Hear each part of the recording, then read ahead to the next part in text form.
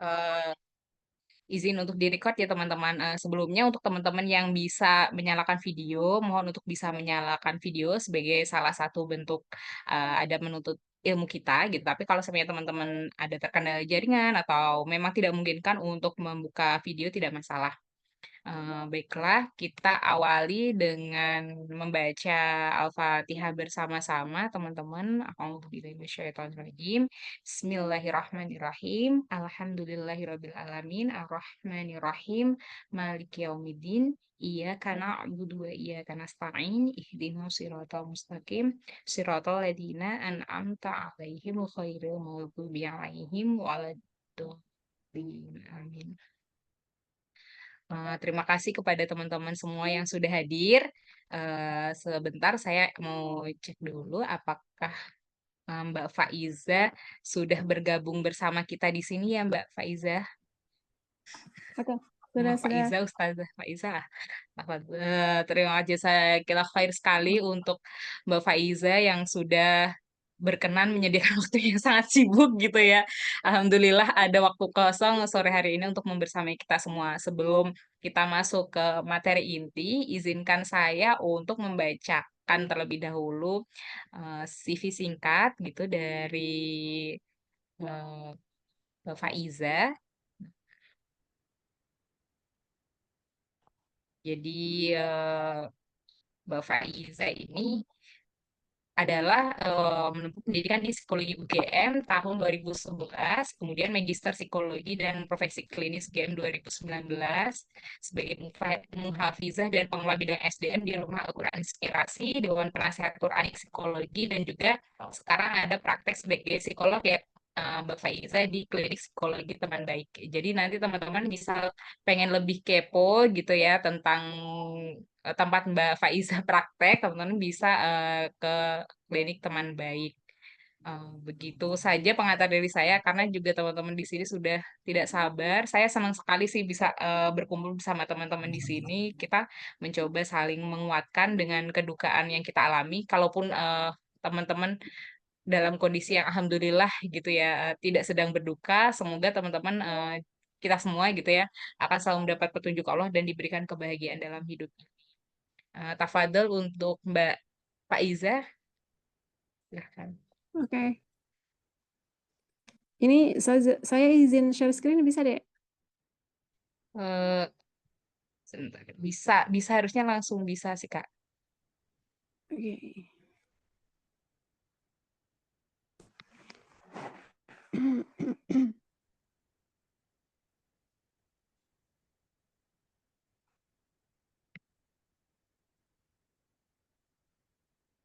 Oke, bentar ya.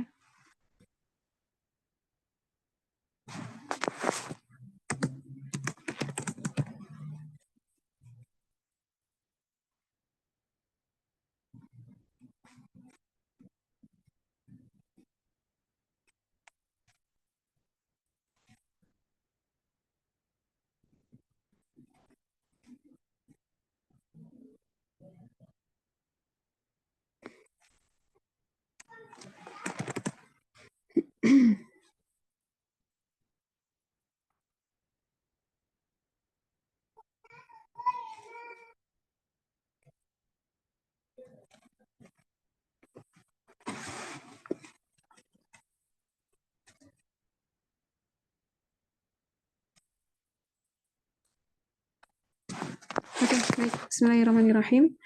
Uhayyikum bitahiyatil Islam, tahiyati ahlil jannah, tahiyati mubarakah. Assalamualaikum warahmatullahi wabarakatuh.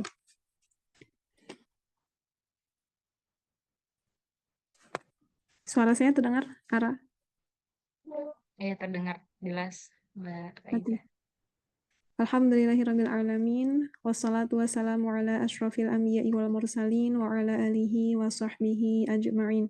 Rabbi shrah li sadri wa yassir li amri wahlul 'uqdatam min lisani yafqahu qawli.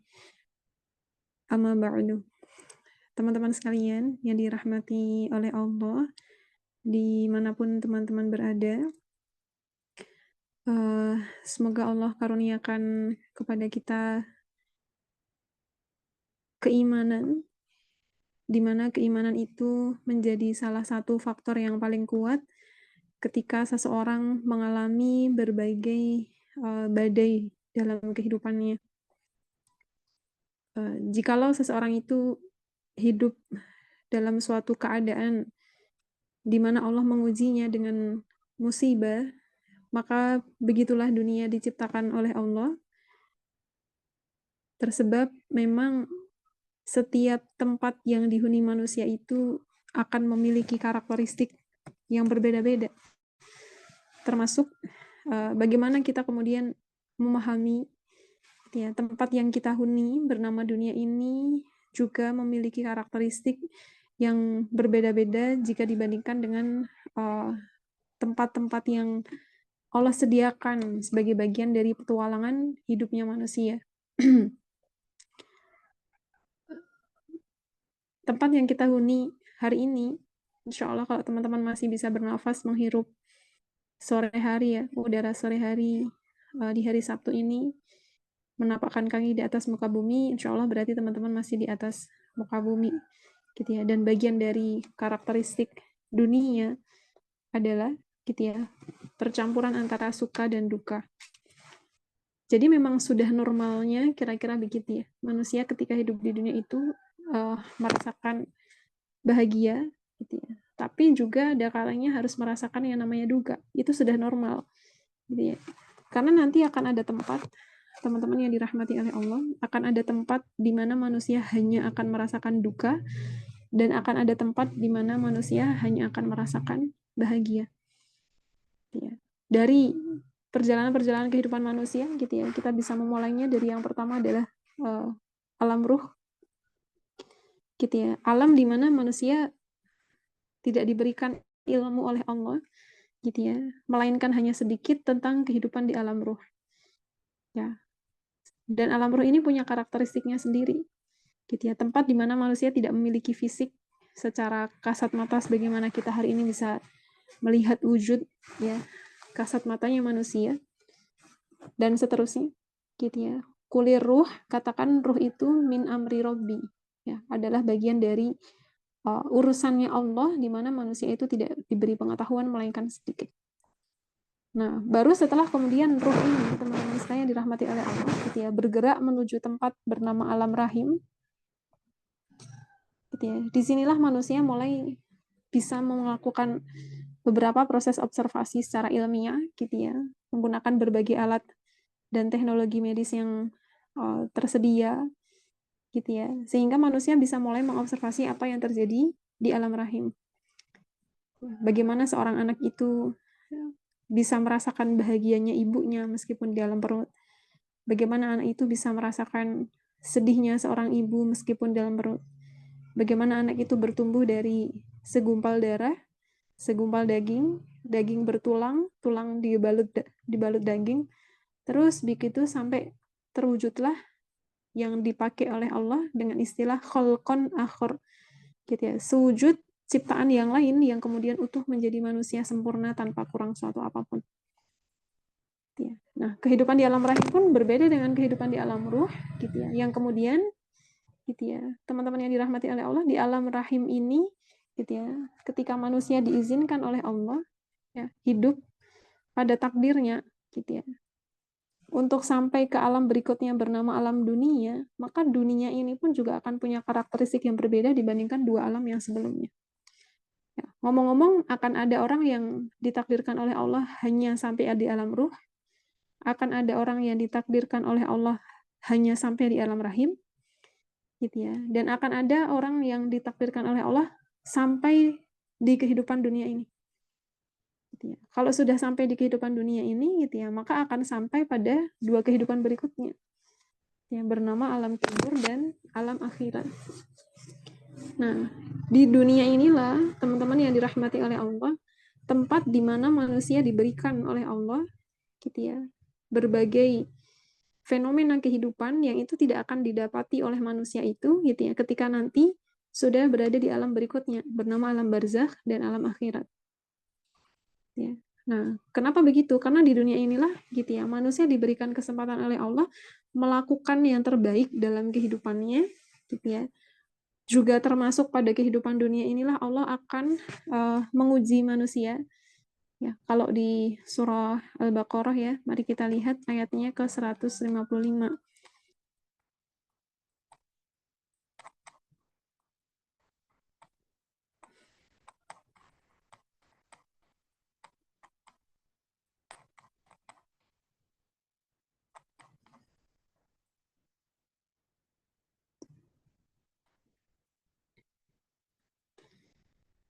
Ya, karakteristik alam dunia yang kita huni ini, teman-teman sekalian dirahmati oleh Allah, gitu ya, diceritakan oleh Allah salah satunya di surah Al-Baqarah ayatnya adalah 155. Ya, ketika Allah mengatakan walana ba'luwannakum, kalau dalam bahasa Indonesia ayat ini artinya dan sungguh benar-benar kami akan menguji kalian. Ya, terjemahannya begitu. Cuman kalau mau kita lihat gitu ya, bagaimana Allah menyusun ayat ini, kita jadi tahu bahwa itu adalah suatu kepastian yang sifatnya tidak bisa ditawar, gitu ya. Ketika ayat ini dimulai dengan huruf la, teman-teman bisa melihat di layar, nggih, ada huruf la di sini, kemudian belakangnya ada nun bertasydid. Nah, la sama nun ini sifatnya adalah taukid, lam taukid sama nun taukid, yang digunakan untuk menguatkan bahwa informasi yang akan diberikan ini dijaminkan kepastian terjadinya. Kalau teman-teman punya janji sama orang lain, gitu ya, untuk menimbulkan kesan bahwa kita serius dengan janji itu, mungkin kita akan menggunakan proses keyakinan berkali-kali. Yakin ya, beneran datang loh ya jam 9. Yakin loh ya, banget-banget ya, gitu ya. Saking kita ingin menegaskannya. Nah, Al-Quran punya gaya tertentu ketika ingin menjadikan orang lain itu yakin terhadap informasi yang akan diberikan. Termasuk penggunaan huruf lam sama nun pada ayat ini ditujukan untuk meyakinkan manusia bahwa informasi yang akan ada di ayat ini adalah suatu kebenaran yang akan sampai dalam kehidupan manusia ketika di dunia. Apa yang sudah diyakinkan oleh Allah kepada kita, dijaminkan oleh Allah kepada kita, bahkan dengan 2 kali penguatan. Ada lam di situ, belakangnya disusul dengan nun. Padahal salah satu saja itu sudah sangat kuat sekali. Maka ketika keduanya hadir, betapa Allah ingin berbicara dengan sangat serius kepada kita tentang hakikat kehidupan di dunia, sampai harus diapit dengan 2 keadaan taukid. Lam taukid dan nun taukid. Apa itu? Dijaminkan bahwa walana ba'luwannakum, dan sungguh benar-benar banget gitu ya. Tak jaminkan kami akan benar-benar menguji manusia gitu ya. Bisyai'in, dengan sesuatu. Gitu ya. Bisyai'in, dengan sesuatu. Jadi memang karakteristik tempat bernama dunia ini adalah tempat di mana Allah benar-benar akan memberikan ujian kepada manusia tersebut. Dengan apa ujiannya? Minal khaufi, gitu ya, dari rasa takut. Gitu ya. Takut apa? Ya banyak hal. Gitu ya. Takut tentang masa depan, takut bagaimana kita menjalani hidup di saat kita kehilangan orang yang kita cintai. Gitu ya. Takut apakah segala sesuatu akan berjalan sesuai seharusnya. Ya, takut bagaimana kita bisa berdiri kokoh di saat nanti badai akan menerjang. Ya, apa saja yang bagian dari rasa ketakutan itu sudah dituliskan di Al-Quran, akan ada orang-orang yang kemudian diuji Allah dengan rasa takut ini. Ya. Nah, kalau Allah memberikan ujian, itu pasti sudah ada kisi-kisi jawabannya. Karena begitulah hakikat diturunkannya Al-Quran. Tidak mungkin Allah itu memberikan ujian kepada manusia, teman-teman sekalian yang dirahmati oleh Allah, tanpa memberikan kisi-kisi jawabannya, atau bahkan jawaban secara direct gitu ya, di dalam Al-Quran. Ya, Quranlah yang memberikan kisi-kisi soal, Quran pula yang memberikan kisi-kisi jawabannya. Maka ketika Allah mengatakan, kami akan menguji kalian, pasti banget gitu ya, dengan sesuatu, di mana sesuatu ini wujudnya bisa jadi minal khaufi, dengan perasaan takut. Gitu ya. Terus ada obatnya? Nggak ada. Gitu ya. Pasti ada di Al-Quran. Gitu ya. Karena Allah itu memberikan ujian gitu ya, kepada manusia, sifatnya untuk gitu ya, melihat kualitas dirinya manusia, sekaligus ujian itu adalah pertanda bahwa Allah itu mencintai manusia tersebut. Gimana logikanya diuji kok dicintai gitu ya? Orang kalau dicintai dinyamankan. Nah, disitulah letak logika salahnya kita memaknai orang yang dicintai oleh Allah itu yang diapakan sama Allah. Ya, orang yang diberi nikmat oleh Allah itu yang diapakan, gitu ya kira-kira. Nah, kalau mau kita temukan jawabannya, teman-teman yang dirahmati oleh Allah, kita skip dulu, gitu ya. Kita tinggalkan sebentar ayat ini, kita pindah ke surah Al-Fatihah. Ya, nah ini dia. Kalau kita bayangkan ayat di surah Al-Fatihah ini mewakili seluruh ayat di Al-Qur'an, gitu ya. Sehingga Al-Fatihah itu disebut sebagai umul kitab, gitu ya. Ibunya kitab atau ibunya Al-Qur'an. Baterainya habis.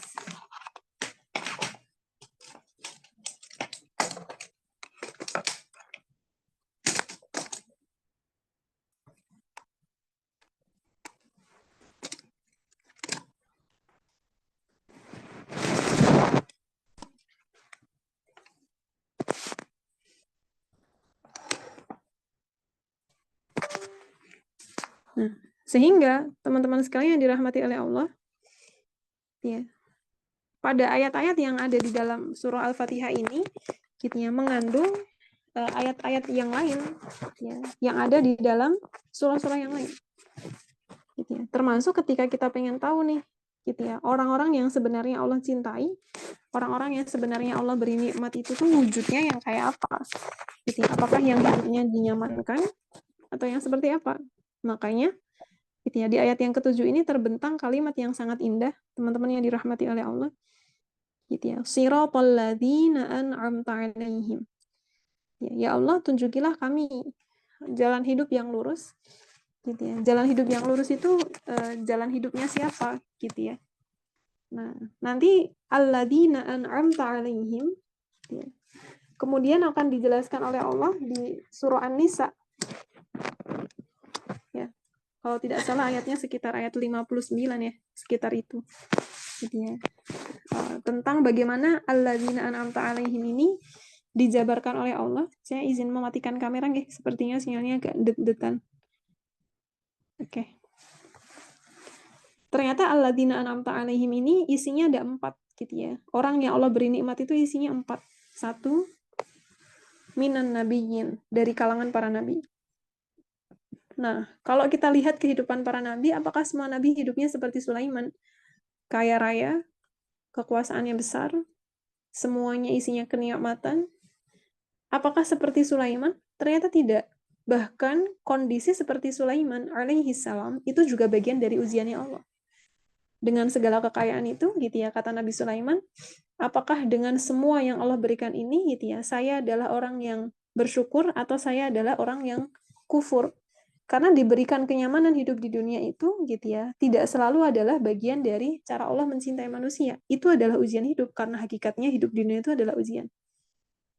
Ya, karena kemudian nanti kita akan dapati Allah menguji Sulaiman dengan kekayaan, gitu ya, dengan kehidupan yang amat sangat makmur, tapi juga Allah menguji nabi-nabi yang lain, gitu ya, dengan kehidupan yang amat sangat sederhana, gitu ya, atau bahkan dengan penyakit yang kemudian membuatnya dijauhi oleh masyarakatnya sendiri, atau seperti Nabi Yusuf alaihissalam, gitu ya, kalaulah boleh dibilang orang yang paling traumatis dalam perjalanan kehidupannya sejak dari kecil, misalkan ya, dimasukkan ke dalam sumur, gitu ya, dijual human trafficking, gitu ya, mengalami seksual harassment, kekerasan seksual, gitu ya, difitnah sampai kepada masuk penjara, gitu ya, masuk penjara tanpa pengadilan yang jelas. Itu Nabi Yusuf mengalami semua.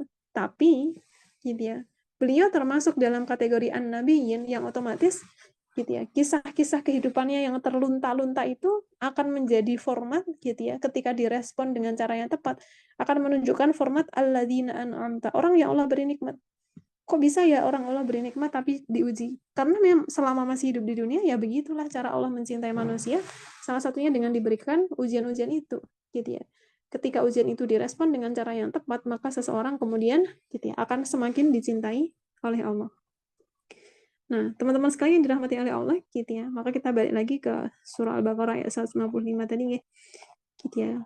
Selain dengan minal khaufi, gitu ya, Allah juga menguji manusia dengan apa? Gitu ya. Kita lihat halaman 27 ya.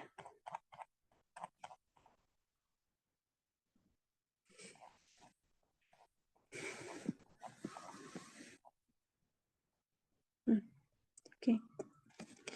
wal ju' gitu ya. Dan kemudian ada sebagian yang akan Allah uji dengan wal ju', kelaparan. Wah, saya nggak dapet nih ujian yang ini, alhamdulillah. Tapi saudara kita di Palestina ya, di saat hari ini orang ngetren lagi viral ya, mainan air ya kan, mainan air di dalam botol, botolnya dibolong banyak-banyak ya, terus sambil disemprot gitu ya, terus diputer, kelihatan indah sekali kalau di video. Jadi sedikit banyak sebenarnya itu menyinggung ya saudara kita di Palestina. Kenapa segelas air, sebotol air bagi mereka itu harganya mahal gitu ya.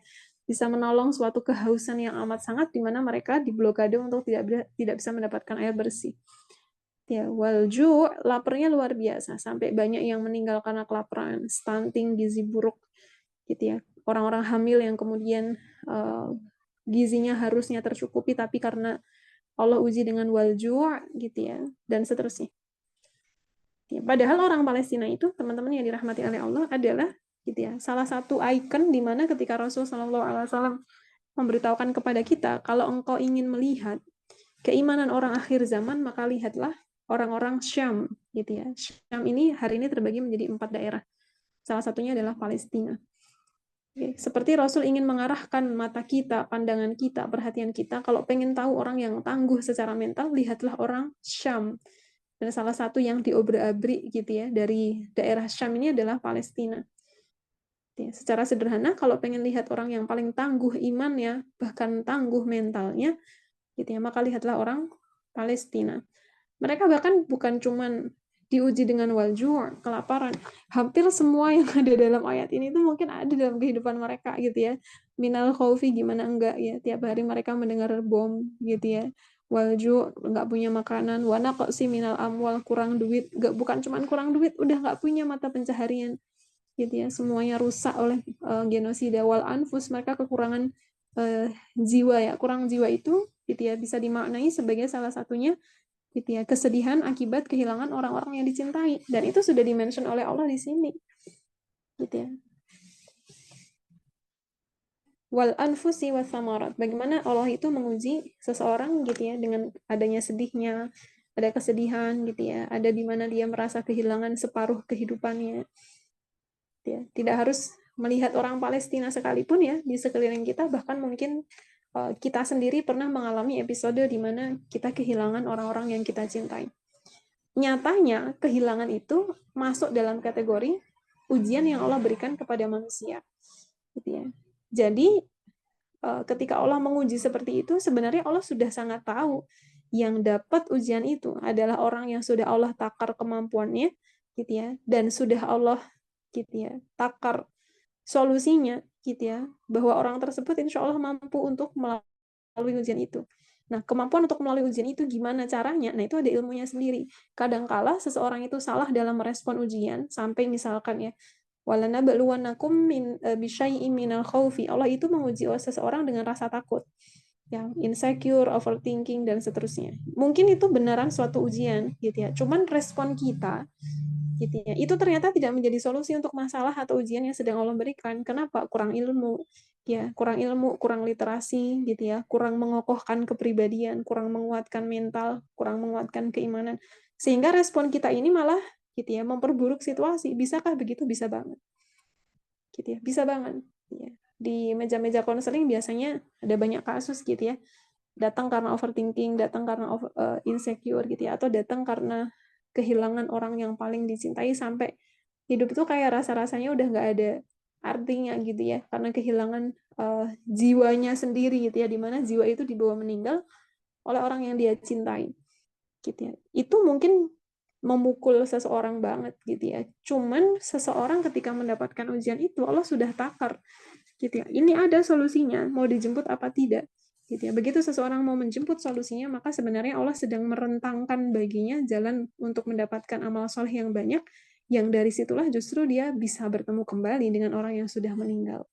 Maka bagaimana kita merespon ujian, disitulah kata kunci untuk menghadapi ujian tersebut. Gitu ya. Kayak yang minal khaufi ini, gitu ya, teman-teman yang dirahmati oleh Allah, gitu ya. Ada keadaan di mana seseorang itu, gitu ya, bukan cuman berada dalam keadaan diuji dengan ketakutan, tapi sudah sampai berada pada level diliputi ketakutan. Awalnya ujiannya cuma rasa takut, tapi karena responnya salah, lama-lama ketakutan itu malah menguasai dirinya. Gitu ya, sampai kena panic attack, misalkan begitu ya. Sampai kena beberapa gangguan-gangguan mental yang lain. Awalnya cuma diuji tentang rasa takut, tapi karena responnya salah, gitu ya, malah ketakutan itu menguasai dirinya. Bisakah begitu? Bisa. Gitu ya. Padahal di Al-Quran sudah ada tuh kisi-kisi ayat gitu ya. Wala khaufun alaihim. Akan ada saat di mana seseorang itu diselamatkan oleh Allah gitu ya. Wala khaufun alaihim. Di situ ada kata ala. Ala itu sesuatu yang sifatnya meliputi, seperti kita mengatakan assalamu alaikum. Semoga keselamatan itu meliputimu, mengcover banyak aspek dari kehidupanmu. Nah, akan ada situasi di mana khaufnya ini alaihim, meliputi kehidupan mereka. Bisa begitu. Nah, gimana caranya biar khauf, rasa takut ya, itu tidak meliputi kehidupan kita? Ternyata ada ilmunya. Termasuk bagaimana kita meregulasi emosi gitu ya, meregulasi diri ketika kita kehilangan orang yang kita cintai. Ternyata itu juga ada ilmunya. Nah, poinnya adalah teman-teman sekalian yang dirahmati oleh Allah, kita perlu menyadari betul bahwa saat kaki masih menginjak bumi, maka ayat ini masih berlangsung untuk siapapun yang masih menghirup nafas di udara kehidupan dunia. Nanti kalau sudah seseorang itu berpindah, teman-teman sekalian yang dirahmati oleh Allah, gitu ya, berpindah kemana? Ya, dari alam dunia, maka seseorang akan dipindahkan oleh Allah melalui mekanisme bernama kematian, gitu ya. Berpindahlah orang tersebut, gitu ya, menuju yang namanya alam barzakh. Kalau perpindahan dari alam rahim menuju alam dunia itu namanya lahir, dari alam rahim ke alam dunia, gitu ya. Kalau dari alam dunia, gitu ya, menuju alam berikutnya, itu namanya kematian, ya, menuju alam kubur atau alam barzakh. Dan ini adalah suatu keniscayaan, tidak akan pernah ada orang yang abadi dalam kehidupan dunianya, pasti. Kullu nafsin dha'iqatul maut. Pasti akan ada proses di mana kita akan kehilangan orang lain atau kita akan pergi duluan dan meninggalkan orang lain. Gitu ya. Prosesnya bernama kematian. Gitu. Nah, kalau sudah di alam barzakh ini karakteristiknya nggak sama kayak ketika di dunia, sudah tidak ada yang dilakukan lagi. Gitu ya. Sudah tidak ada yang bisa diikhtiarkan lagi. Kalau di dunia, disinilah tempat berikhtiar. Kalau dapat ujian Allah harus direspon dengan cara gimana? Selama ilmu itu cukup dan dimampukan oleh rahmatnya Allah, bagaimana seseorang menghadapi ujian, insya Allah mampu. Gitu ya. Tapi kalau sudah pindah ke alam barzakh lah, lain ceritanya, gitu ya. Di sini bukan lagi tempatnya beramal, tapi tempat di mana seseorang mulai diberikan icip-icip atas kehidupan dunianya, gitu ya. Baru nanti setelah alam barzakh ini selesai, gitu ya, mulai melalui mekanisme hari kiamat, gitu ya, maka seseorang akan sampai pada alam yang terakhir melalui mekanisme yang bernama ba'ats ya, kebangkitan, maka seseorang dari barzahnya akan dibangkitkan oleh Allah, gitu ya, sampailah kepada tempat terakhir dalam petualangan kehidupan manusia bernama akhirat. Di mana di akhirat ini kehidupan akan dibagi menjadi dua, gitu ya. Kehidupan yang isinya penuh dengan kenikmatan namanya surga, gitu ya. Dan satu lagi, gitu ya, kehidupan yang isinya penuh dengan kesengsaraan namanya neraka. Jadi kalau ada orang bilang gitu ya, kenapa sih dunia itu isinya masalah gitu ya? Itu permasalahannya ada dua. Pertama, dia memang diuji oleh Allah dengan banyak masalah. Kedua, dia salah merespon sehingga responnya menimbulkan masalah baru. Nah, kayak gitu. Itu perlu diteliti dulu. Tapi yang jelas dunia memang gabungan antara gitu ya. Seperti secangkir kopi gitu ya, gabungan antara kopi dan gula. Dunia adalah gabungan antara suka dan duka. Nanti di akhirat saja yang keduanya akan terpisah. Gitu ya. Surga ini full dengan kenikmatan dan neraka ini full dengan kesengsaraan. Nah, oleh karena itu, teman-teman sekalian yang dirahmati oleh Allah, gitu ya, betapa pentingnya kita memahami hakikat dari kehidupan dunia itu sendiri, gitu ya, agar kemudian kita bisa mendudukkan permasalahannya, gitu ya, sebagaimana judul yang diangkat oleh Mbak Ara pada sore hari ini ya. Setelah kematian orang yang kita cintai, kita harus gimana, gitu ya? Bagaimana dengan emosi-emosi yang kemudian sangat mungkin masih terguncang dengan berbagai dinamikanya gitu ya, merasa sendirian, merasa ditinggalkan, merasa belum maksimal membersamai beliau yang sudah mendahului kita. Kita punya banyak sekali rasa bersalah karena mungkin sepanjang beliau hidup gitu ya, ada interaksi-interaksi yang sekiranya kurang berkenan. Gitu ya. Itu emosi-emosi yang menyertai di saat gitu ya, kita ditinggalkan oleh orang yang kita cintai. Terus harus gimana? Gitu ya, harus gimana? Nah, saya ingin memulai pembahasan tentang harus gimana, itu justru dari ayat ini. Kata Allah, wa basyiris sabirin, dan berikan berita gembira kepada seorang as-sabirin, kepada golongan as-sabirin, orang-orang yang sabar. Nah, anyway, sabar itu dalam bahasa Indonesia, bukan dalam bahasa Indonesia, dalam pemahaman umum, sabar itu terafiliasi dengan kata diam, menunggu secara pasif. Ya udah, disabari dulu, gitu ya. Padahal sebenarnya sabar ini, teman-teman sekalian dirahmati oleh Allah, kalau teman-teman ingin bayangkan, sabar itu kayak payung, ya. Payung yang di dalamnya bernaung banyak sekali, gitu ya, akhlak, gitu ya. Dan akhlak itu keseluruhannya namanya sabar. Sehingga kita tidak bisa membayangkan sabar itu hanya dengan satu konstruk tunggal, gitu ya. Misalkan diam, pasif, berserah diri, gitu ya. Bukan. Justru sabar itu seperti payung yang menaungi, gitu ya. Banyak sekali akhlak di dalam kata kesabaran itu sendiri. Gitu ya. Apa saja konstruk di dalam kesabaran banyak kalau mau kita bahas di Al-Qur'an ya. Sangat banyak sekali. Gitu ya. Sehingga pemahaman pertama kalau kita misalkan habis kehilangan orang yang kita cintai yang ada di dalam hati kita, berarti Allah sedang ingin menggembirakan saya dengan kesabaran. Itu bahasa Al-Qur'an ya, bukan bahasa saya. Gitu ya. Bahasanya Al-Quran. Kalau seseorang dapat ujian termasuk kehilangan orang yang dia cintai, Al-Quran mengajarkan secara kognitif, gitu ya. Jadi Al-Quran itu membekali kita secara kognitif juga, teman-teman. Yang bisa ngasih pembekalan kognitif itu bukan cuma bangku kuliah. Kita duduk, dengerin dosen ngomong, terus kita jadi pinter. Enggak cuma di kuliahan. Bahkan kalau teman-teman sadari, saat kita membaca Quran, sebenarnya banyak-banyak Allah itu nasihatin kita, biar kita nggak jadi orang bodoh, gitu kira-kira. Termasuk ayat ini, ketika Allah mengatakan wabasyiris sabirin, Allah lagi ngasih inputan kepada kognitif kita, tak kasih tahu ya, gitu ya, akan ada loh kabar gembira untuk orang-orang yang bersabar. Itu ngasih tahu pengetahuan kognitif ke kita, yang kemudian pengetahuan kognitif ini akan menjadi gitu ya, bahan bakar untuk menggerakkan keimanan kita. Kok bisa habis diuji orang yang kehilangan malah disuruh sabar, gitu ya. Tunggu dulu gitu ya, ketika Allah mengatakan wabasyir dan berikan kabar gembira, Allah seperti ingin ngasih tahu ke kita, memang sih engkau telah kehilangan orang yang engkau cintai, memang sih ada bagian-bagian dari hidupmu yang kemudian menjadi ujian, tapi tenang aja, justru ujian itu akan membawa berita gembira, kira-kira kayak gitu.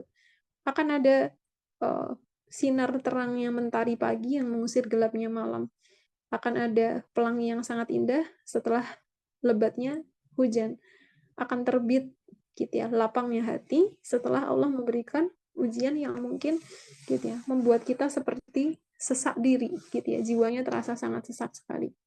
Wabashir, berikan kabar gembira, sehingga mentalitas kita saat seseorang itu mendapatkan ujian, sedih itu boleh, tapi kita nggak boleh kehilangan sense kesadaran bahwa pasti Allah sedang menyiapkan jalan bahagia untuk saya di balik kesedihan ini. Itu logikanya kayak gitu. Pasti Allah sedang menyiapkan jalan bahagia untuk saya. Selama kondisi orang tersebut adalah as-sabirin, dia bersabar. Gitu ya. Nah, kita mulai sedikit pretelin dikit-dikit ya, emosi apa yang ada dalam kesabaran. Tentu waktu kita tidak akan cukup untuk mereteli satu persatu ya, teman-teman. Nanti kalau teman-teman merasa kurang komprehensif, saya mohon maaf. Karena as-sabirin ini banyak banget bahasan yang ada di Al-Quran. Gitu ya. Jadi mungkin kita hanya akan membahas beberapa aja. Gitu ya. Nah, wabasyiris sabirin. Peretelan pertama, apakah sabar itu nggak boleh menangis? Salah, gitu ya. Kenapa disebut salah? Iya kan kalau kita kehilangan orang yang kita cintai itu kan bawaannya itu sedih gitu ya, terus ekspresinya nangis gitu, terus kita ada orang yang bilang jangan nangis gitu ya, terus senyumlah gitu ya. Ngomong-ngomong ya, nangis itu ya, memiliki beberapa kualitas gitu ya. Ada orang nangis yang sekedar nangis, tapi ada orang nangis yang meraung-raung sampai menyalahkan takdir. Nah, selama tangisan kita itu adalah ekspresi di mana kita punya kesedihan, gitu ya, hanya sekedar mengekspresikan kita sedih, itu nggak apa-apa. Gitu ya. Kenapa begitu? Ada nanti kalau teman-teman yang dirahmati oleh Allah ya, pengen tahu bagaimana menangis itu tuh sebenarnya dibolehkan. Gitu ya. Bahkan itu tidak akan mengurangi level kesabaran kita di mata Allah. Itu ada di surah Yusuf ketika menceritakan kisahnya Yakub alaihissalam ketika beliau ditinggalkan oleh kekasih jiwanya dalam tanda kutip, gitu ya, putra yang amat beliau cintai namanya Yusuf dan Binyamin. Yusuf hilang lebih dahulu ya, di masa kecilnya dia sudah dibuang sama kakak-kakaknya. Bertahun-tahun Yusuf nggak pernah pulang. Sedihnya Yakub kayak apa? Sedih banget gitu ya. Jadi sedih itu boleh-boleh aja gitu ya. Boleh, sedih itu boleh. Gitu ya. Katanya sedih itu temannya setan. Iya, tapi kalau kesedihannya berada pada kadar yang sudah sangat menguasai kehidupan kita sampai kita nggak punya daya upaya untuk menjalani hidup dengan normal. Kita berlarut dalam kesedihan itu. Nah, itu yang tidak boleh. Kalau sekedar sedih gitu ya, atau sedih yang cukup dalam, tapi kita masih bisa secara proporsional menempatkan kesedihan, itu nggak apa-apa. Karena Nabi Yakub pun juga punya kesedihan yang sangat dalam. Bahkan beliau menangis gitu ya, sampai biji matanya itu jadi putih gitu ya. Kapan Nabi Yakub itu menangis? Ketika kehilangan kedua kalinya. Pertama beliau kehilangan Yusuf, kedua beliau kehilangan Benyamin. Setelah sekian tahun kehilangan Yusuf, berikutnya gitu ya, beliau kehilangan Benyamin. Nah, setelah Benyamin hilang itu gitu ya, beliau mulai menangis gitu ya, sampai biji matanya jadi putih. Kalau bahasa orang yang biasanya diceritakan ya, beliau sampai buta gitu ya. Itu bukan dari Yusuf hilang, tapi pas dari Benyamin hilang, setelah kehilangan kedua kalinya. Gitu ya. Itu sedihnya kayak apa gitu ya, sampai beliau menangis. Nah, sudahlah begitu kondisinya Yakub, tapi Allah menyebut Yakub itu orang yang punya sabarun jamilun, kesabaran yang sangat indah gitu ya, beautiful patience. Bagaimana beliau menunjukkan kesabaran yang sangat indah? Kenapa? Karena di bawah kata sabar, kalau kita preteli, sabar itu bukan berarti nggak boleh sedih dan nggak boleh nangis. Boleh. Boleh sedih dan boleh nangis. Maka kalau kita mau kita refleksikan dalam diri kita, kalau seseorang dapat ujiannya Allah, dia sedih, it's so normal. Dia pengen nangis, itu juga normal. Gitu ya. Nah, yang nggak boleh yang mana? Yang nggak normal yang mana? Yang nggak boleh dan yang nggak normal adalah pertama, ketika kesedihan itu, ini masih bab tentang di belakang sabar itu ada emosi apa gitu ya. Ketika kesedihan itu sudah membuat kita hilang kontak dengan realitas. Maksudnya gimana? Saking sedihnya kita over generalization ya, dan itu suatu kesalahan dalam tanda kutip yang bisa diantisipasi gitu ya, dengan ilmu yang cukup, dengan rahmatnya Allah. Over generalization itu maksudnya gimana? Kita kehilangan satu orang, tapi kita merasa hidup itu sudah tidak ada maknanya lagi. Itu mengeneralisasi keadaan. Tapi satu orang itu sangat berharga. Iya, gitu ya. Seberharga apa orang tersebut dalam hidup kita, mungkin sangat berharga sekali. Sebagaimana berharganya seorang Khadijah untuk Muhammad Sallallahu Alaihi Wasallam. Ya, Rasulullah itu sedihnya kehilangan Khadijah tuh sampai dihiburnya tuh bukan ditemui malaikat Jibril gitu ya. Biasanya beliau itu kalau sedih ya, menghadapi umatnya gitu ya, beliau butuh kekuatan tambahan. Itu Allah menurunkan wahyu melalui malaikat Jibril. Tapi khusus di mana ketika beliau ditinggal oleh belahan jiwanya bernama Khadijah radhiyallahu anha. Itu Rasulullah nggak bisa kalau cuma dihibur dengan datangin wahyu lewat Jibril, nggak bisa. Sampai diundang meet up gitu ya. Kalau bahasa kita, lewat peristiwa Isra Mi'raj, bertemu Allah langsung di Sidratul Muntaha. Gitu ya. Dan itu para ulama sepakat gitu ya. Nah, Isra Mi'raj itu bagian dari cara Allah untuk menghibur Rasul Shallallahu Alaihi Wasallam untuk suatu kesedihan yang luar biasa. Jadi sedih itu boleh gitu ya. Yang nggak boleh gimana? Yang nggak boleh kalau kesedihan itu kita over generalization. Semuanya jadi nggak ada rasanya. Semuanya jadi hidup tuh rasa-rasanya udah nggak punya energi gitu. Itu yang nggak boleh. Kenapa? Kalau kondisinya seperti itu dan kita meletakkan hidup seperti sudah nggak ada artinya setelah kepergian seseorang yang kita cintai, itu indikasinya adalah bukan cuma indikasi kondisi mental ya, tapi itu indikasi keimanan. Kita seperti kehilangan Allah dalam hidup kita, dan itu yang tidak boleh. Bolehlah kita merasa kehilangan betul orang yang kita cintai, gitu ya. Tapi kalau kemudian kita merasa sudah tidak punya pegangan hidup, di situ adalah masalah akidah. Maka lanjutan wabasyiri sobirin ini, teman-teman sekalian yang dirahmati oleh Allah, gitu ya. Allah mengingatkan dengan kalimat yang sangat lugas. Siapa toh as-sobirin itu? Alladzina idza asabathum musibah. Mereka itu kalau pas dapat musibah, entah ditinggal orang yang mereka cintai, entah apapun itu, qalu. Mereka akan mengatakan dengan sepenuh kesadaran iman dan kesadaran akal plus kesadaran jiwanya. Apa yang mereka katakan? Innalillah. Kita ini adalah miliknya Allah. Sehingga teman-teman yang dirahmati oleh Allah, bagaimana kesedihan itu tidak menguasai seseorang? Sedihnya boleh, nangisnya boleh. sebagaimana Yakub juga bersedih, sebagaimana Rasul Shallallahu Alaihi Wasallam juga bersedih. Tapi kesedihan itu tidak pernah menguasai jiwanya mereka. Kenapa bisa begitu? Kesadaran bahwa Allah itu lebih agung, lebih gede, itu masih menancap kuat dalam jiwanya seseorang. Gitu ya. Sampai dikatakan innalillahi, kita ini adalah miliknya Allah.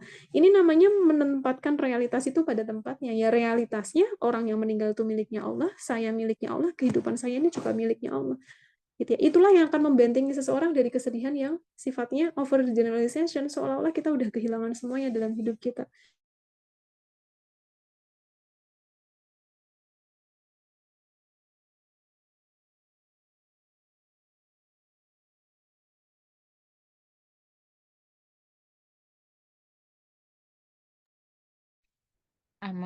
Amah izin Kalau dulu Ustazah. Mutoli, Aduh. Oh iya udah, sudah. Tadi suaranya agak menghilang. oh iya, ya. Yes. Sekarang udah Oke. kembali Ustazah. Baik. Gitu ya. Sehingga kesadaran bahwa Allah masih ada, saya masih punya Allah, itu yang ditekankan oleh ayat ini itu poinnya di situ. Sabar itu punya korelasi dengan kesadaran bahwa saya masih punya Allah. Mau sedih nggak apa-apa, pengen nangis juga boleh, asal tempatkan pada proporsi yang cukup. Jangan sampai membuat kita hilang dengan connect dengan realitas bahwa saya ini miliknya Allah dan saya masih punya Allah, gitu ya. Wa inna ilaihi raji'un, dan pasti saya juga akan kembali pada Allah. Muara kehidupan itu bukanlah antara kita dengan orang yang kita cintai, tapi muara kehidupan itu adalah kita dengan Allah. Ini yang harus dipegang dengan sangat kuat, teman-teman yang dirahmati oleh Allah, karena kesabaran itu konstruk pertamanya adalah boleh sedih, boleh nangis, tapi sesuai proporsinya. Gimana? Membangun kesedihan dan rasa dan keinginan untuk menangis itu sesuai dengan proporsi. Pahamilah betul bahwa sehilang apapun orang yang kita cintai dalam proses meninggalnya beliau, misalkan begitu. Selama kita masih punya Allah, insya Allah semuanya masih akan baik-baik aja. Itu yang sedang Allah sampaikan ke kita, dan inilah kabar yang ingin Allah sampaikan. Allah akan menggembirakan orang yang punya prinsip-prinsip seperti itu. Digembirakannya dengan cara apa? Allah akan pulihkan hatinya. Sedihnya secara berkala akan berkurang. Gitu ya. Tangisnya secara berkala akan berkurang. Gitu ya. Allah akan gantikan dengan kehidupan yang kemudian gitu ya, jauh lebih kokoh dari keadaan yang sebelumnya. Gitu ya. Sampai Allah jaminkan itu ya, ulaika alaihim shalawatum mir rabbihim wa rahmah. Ya, orang yang punya kesadaran terhadap realitas, meskipun yang saya cintai sudah meninggal, tapi saya masih punya Allah, mereka inilah ulaika alaihim shalawatum mir rabbihim. Ya, mereka inilah yang mendapatkan tanda kutip sholawat keselamatan dari Tuhan mereka, dan mereka pula yang akan mendapatkan rahmatnya Allah. Ulaika humul muhtadun, mereka lah orang-orang yang mendapatkan petunjuk. Gitu ya. Nah, ini untuk peristiwa yang sangat dahsyat, Quran sudah memberikan kunci jawaban. Persis setelah soalnya langsung dikasih kunci jawabannya. Ya, Masya Allah ya. Nah, nanti kalau teman-teman pengen tahu lebih lanjut ya, ayat ini tuh dilanjutin tentang ya inna sofa wal marwata min sya'airillah. Teman-teman tahu ya, sofa dan marwah itu apa? Gitu ya, tempat di mana Hajar diuji oleh Allah, ditinggalkan oleh Ibrahim alaihissalam, bukan karena meninggal, tapi memang Hajar ditinggalkan di sebuah lembah, nggak ada siapa-siapa. Ujiannya apa? Minal khawfi dapat. Walju, lapar banget, udah nggak punya barang apapun, nggak bawa duit, gitu ya, nggak ada buah-buahan, nggak ada apa-apa di lembah yang kosong itu, gitu ya. Kemudian apa yang beliau lakukan? Yang beliau lakukan cuma satu hal. Saya yakin Allah tidak akan menyia-nyiakan saya. Sama kan realitas yang dipahami, meskipun Ibrahim kekasih hatinya telah pulang ke Palestina dan menyisakan beliau bersama Ismail, tapi beliau nggak kehilangan realitasnya. Saya masih punya Allah dan semuanya akan baik-baik saja. Dan terjadi inna safa wal marwata min sya'airillah. Kemudian Hajar berlari-lari di antara Safa dan Marwah, berikhtiar menjemput rahmatnya Allah, dan rahmat itu tidak ada di Safa, tidak ada di Marwah. Tapi rahmat itu ada di jejak kaki Ismail, di mana malaikat Jibril menggali air Zam-Zam, gitu ya, sumur Zam-Zam, gitu ya. Tapi Safa dan Marwah kemudian diabadikan oleh Allah sebagai syiar dalam prosesi ibadah haji, gitu ya. Nah, ini baru satu poin ya teman-teman ya, di balik kata sabar. Oh iya, ngomong-ngomong gitu ya, tangisan juga yang tidak boleh itu adalah tangisan yang kemudian disebut oleh Nabi Shallallahu Alaihi Wasallam, gitu ya. Sebentar. Sini ada nggak ya?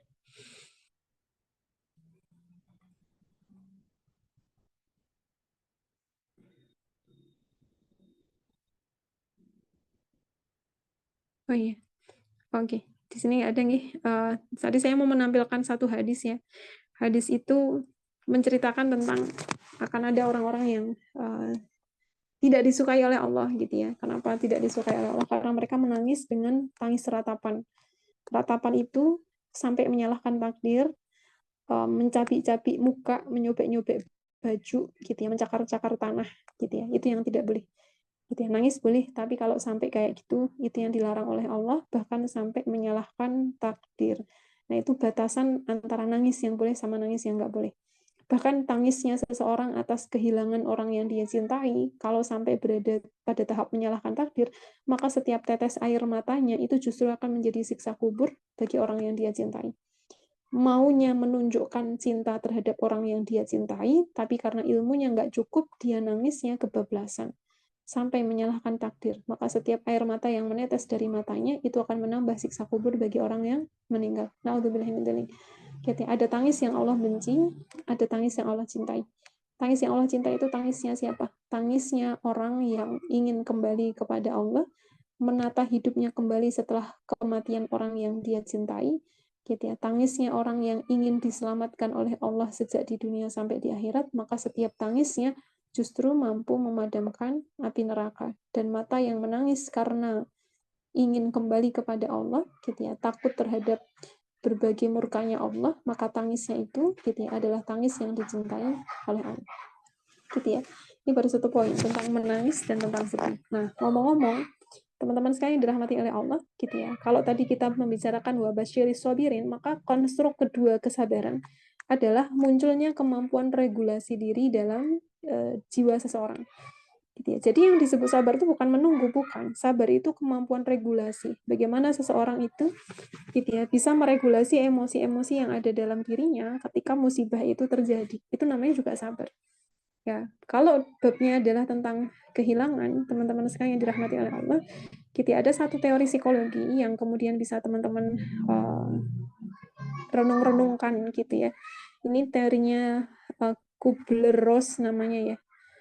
Mbah Kubler-Ross itu teori udah lama kalau dibandingkan kita ya. Beliau punya teori kalau seseorang itu mengalami suatu badai masalah ya, dia akan mengalami beberapa fase dalam grieving, kedukaan yang dia rasakan.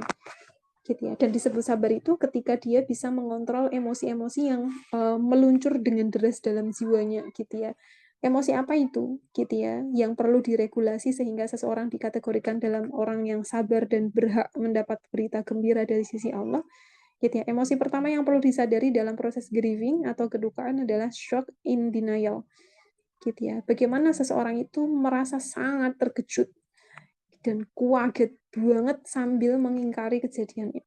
Wah, nggak mungkin ya, nggak mungkin beliau meninggal secepat ini ya, nggak mungkin beliau meninggal semudah ini. Perasaan kemarin kami masih bercanda, hari ini beliau telah berpulang kepada Allah, itu nggak mungkin. Ya. Bisakah seseorang punya emosi seperti ini? Sangat mungkin. Ya. Ini not only kejadiannya ditinggal orang yang disayangi. Pada banyak ujian hidup, kadang-kadang orang juga mengalami shock and denial. Ya. Terus gimana kalau kita punya emosi spontan wujudnya kayak gini? Shock ya, dan denial. Kaget dan menyangkal itu bisa jadi emosi spontan. Emosi spontan tuh gimana ya? Dia muncul tiba-tiba aja ya. Kaget terus kita ngerasa nggak mungkin ya. Ini nggak mungkin terjadi seperti ini. Ya. Terus harus gimana? Kalau terjadi emosi yang seperti ini, disadari dulu. Oh ya, ternyata saya sangat terkejut ya, dan saya seperti tidak ingin percaya pada fakta terhadap realitas yang sedang Allah berikan dalam kehidupan seseorang. Misalkan dia kehilangan orang yang dia cintai. Dia mencari bukti bahwa yang dia lihat itu nggak nyata ya. Makanya kalau pada beberapa kasus ya ditinggal orang yang dia cintai ya, saya sampai menepuk-nepuk pipinya untuk membangunkan dia dari realitas yang tidak ingin dia percayai ya. Atau dia sampai menepuk-nepuk, mohon maaf yang meninggal ya, ayo bangun ya, ini cuma mimpi kan ya. Itu berarti dia masih dalam fase shock and denial, berusaha untuk meyakinkan dirinya itu tidak nyata, walaupun aslinya itu adalah realitas yang harus dia terima gitu ya. Nah, pada fase shock and denial yang sangat mungkin dirasakan oleh kita, gitu ya. Terus harus gimana, gitu ya. Maka penstabil dari shock and denial ini adalah hadirnya keimanan kepada qadha dan qadarnya Allah. Maka yang namanya iman itu nggak boleh cuman iman kepada Allah ya, teman-teman ya. Iman kepada Allah dan iman kepada Rasulullah itu pun nggak cukup, harus iman kepada yang 6. Gitu ya. Iman kepada Allah aja itu juga nggak boleh, gitu ya. Pernah ada ya kisah di Madinah, ada seorang yang istrinya sampai mengatakan ya, kira-kira tidak ada yang diketahui dari diri orang tersebut melainkan kebaikan. Ya saking baiknya ya orang tersebut. Tinggalnya di Madinah, sering sholat di Masjid Nabawi. Tapi ketika dia meninggal, orang tersebut ya, pas dimakamkan, orang ini nggak bisa ngadep kiblat. Maksudnya gimana? Kalau orang meninggal ya, teman-teman yang dirahmati oleh Allah, gitu ya, kan biasanya dibaringkan ya, menghadap ke arah kiblat, ya kan? Kayak kita tidur ya, kayak kita tidur gitu ya, berlandaskan lambungnya ya, jadi lambungnya di bawah, miring ke kanan berarti ya, terus sambil ngadep ke kiblat. Itu orang meninggal di tempat ini kayak gitu.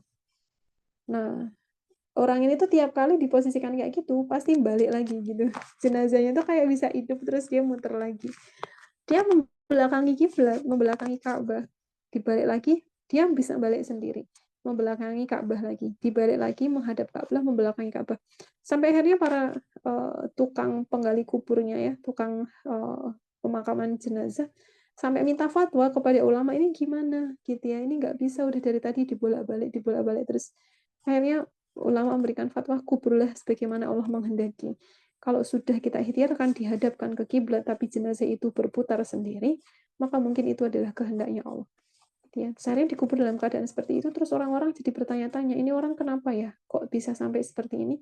Ketika ditanyakan kepada keluarganya, muncullah kalimat tidak ada yang didapati dari orang tersebut melainkan kebaikan. Tapi, ada tapinya tuh. Satu yang tidak pernah beliau lakukan di sepanjang kehidupan beliau, apa itu? Ya, bersolawat kepada Nabi Sallallahu Alaihi Wasallam sambil menunjukkan rasa cinta kepada beliau. Berarti ada keimanan yang timpang di sana, cinta banget sama Allah, berbuat baik sama istri, anak, keluarga dan seterusnya, tapi ada ketimpangan terhadap iman kepada Rasul Sallallahu Alaihi Wasallam. Itu pun akibatnya sangat fatal. Gitu ya. Maka pada periode shock and denial yang kita butuhkan adalah iman kepada siapa? Qadha dan qadarnya Allah.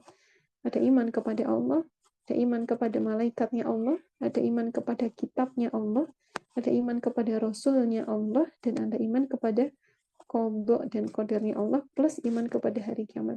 Begitu salah satunya kita tidak cukup ilmunya, mungkin sih beriman, tapi kita tidak cukup ilmu untuk mengimani keenam hal itu, shock and denial ini akan menghabiskan emosi kita sekali. Disinilah titik rawan di mana seseorang itu secara emosional bisa kehilangan kontrol gitu ya. Dia akan memaki-maki Allah, itu mungkin. Kenapa ya Allah gitu ya? Bukankah engkau tahu gitu ya? Saya sangat mencintainya. Kita seperti nuduh-nuduh Allah, seperti Allah itu enggak tahu isi hati kita.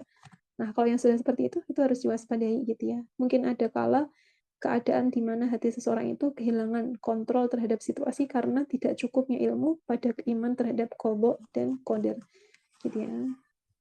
Qadarnya Allah apa gitu ya, setiap kematian yang sudah Allah takdirkan, bahkan pas kita masih di dalam perut, itu adalah bagian dari takdirnya Allah dalam kehidupan seseorang gitu ya.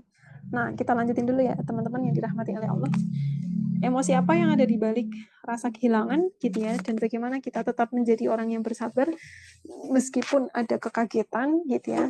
Berikutnya ya, emosi yang selanjutnya adalah frustration. Ya, frustration. Kalau di sini dijelaskan sebagai angry that things are different. Punya perasaan, sebenarnya frustasi itu bukan cuma marah ya. Frustasi itu keadaan tidak berdaya untuk mengubah situasi yang telah terjadi. Ya, frustasi karena nggak bisa menghidupkan orang yang kemudian sangat dicintai, tapi kemudian Allah sudah memanggilnya pulang. Gitu. Itu ada perasaan frustasinya. Gitu ya. Selain frustasi karena kehilangan, gitu ya, di apa ya?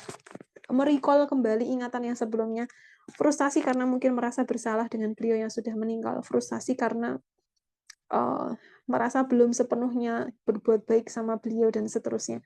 Itu ada perasaan-perasaan frustasi seperti itu setelah shock gitu ya. Terus kemudian datanglah perasaan bersalah yang menyerbu ke dalam hatinya. Kalau sudah kayak gitu, terus harus gimana? Yang harus kita pahami adalah gitu ya. Allah itu ya maha mengapresiasi semua ikhtiar yang kita lakukan. Kalaupun dulunya kita belum sempat memaksimalkan kebaikan kita ke beliau, gitu ya, ataupun ada hal-hal yang merasa kita terlewat melalui hal-hal itu bersama beliau, gitu ya, kita serahkan saja yang sudah berlalu itu ya Allah, gitu ya. Apapun yang sudah berlalu antara saya dengan beliau, gitu ya, maka jadikan itu semua adalah simpanan pahala yang besar untuk dunia dan akhirat yang kami. Yang bisa dilakukan adalah gitu ya, minta sama Allah agar semuanya diberikan gitu ya pahala terbaik. Itu yang bisa dilakukan gitu ya. Sebabnya kenapa? Kalau kita terlalu lama dalam kondisi frustasi, bercampurnya antara perasaan bersalah, ketidakberdayaan ya intinya ya, pengen marah tapi nggak bisa mengubah keadaan, itu hanya akan memperburuk kondisi psikologisnya kita dan tidak akan membawa kebaikan gitu ya.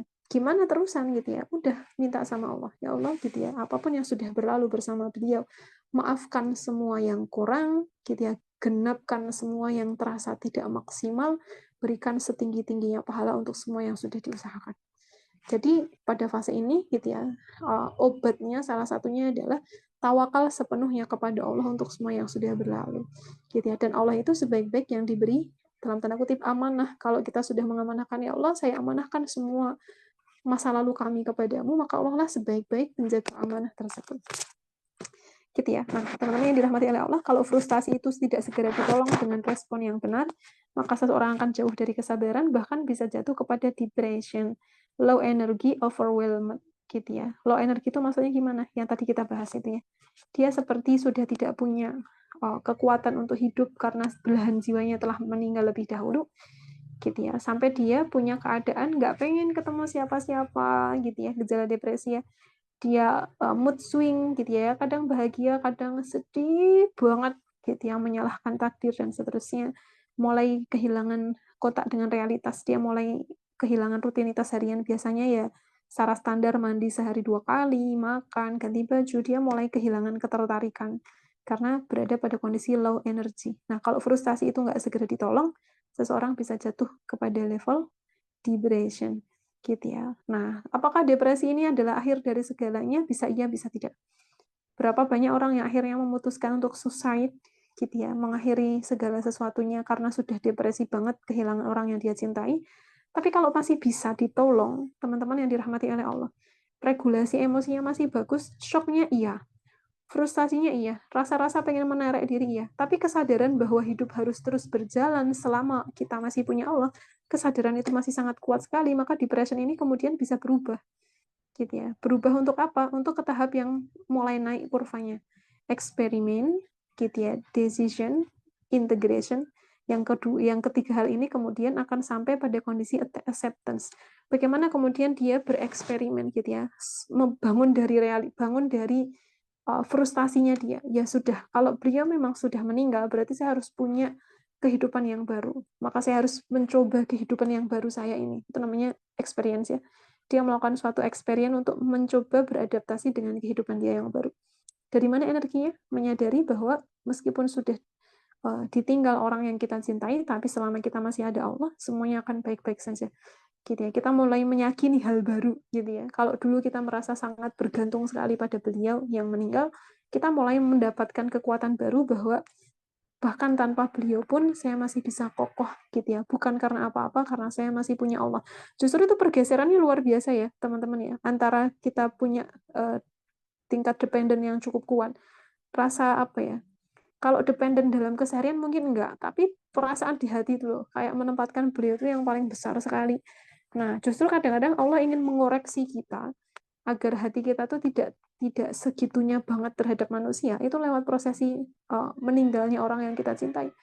Untuk menyadarkan kita gitu ya, bahwa yang paling besar itu bukan manusia, mau secinta apapun.